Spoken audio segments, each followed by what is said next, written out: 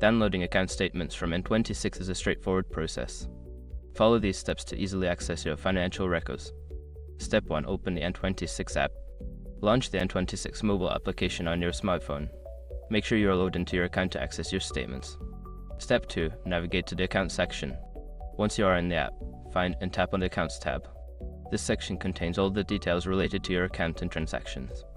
Step 3. Select the Statement option. Look for the option labeled Statements or Account Statements.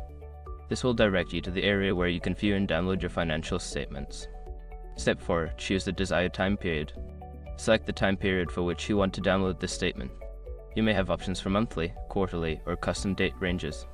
Step 5. Download the statement. After selecting the time period, look for the Download button. Tap it to download your account statement in your preferred format, usually PDF. Now you can easily access your N26 account statements whenever you need them.